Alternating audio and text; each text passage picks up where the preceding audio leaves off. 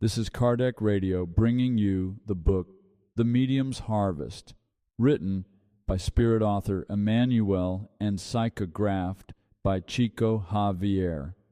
This partial audio recording will cover Chapter 77, titled Misguided Mediums. Enjoy.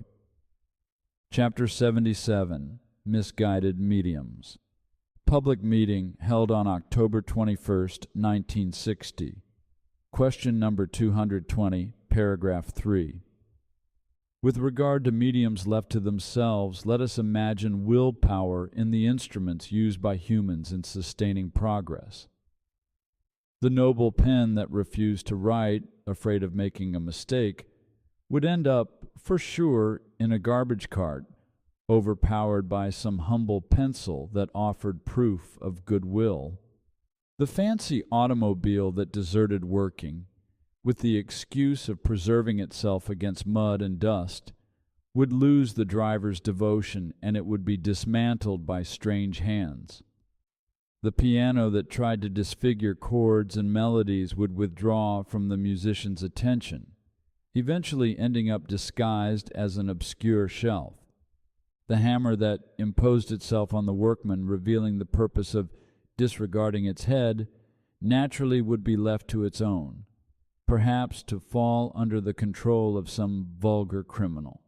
Mediumship is divine talent to build comfort and instruction among men. The benevolent and wise spirits invite the creatures to collaborate with them in the work of enlightenment and elevation of humanity. The mediators who adhere are reborn in the world with the characteristics of ideal instrumentation. Sometimes, however, in the prime of physical strength, the worker of the interchange is deceived by transitory material facilities and refuses to accept the commitment.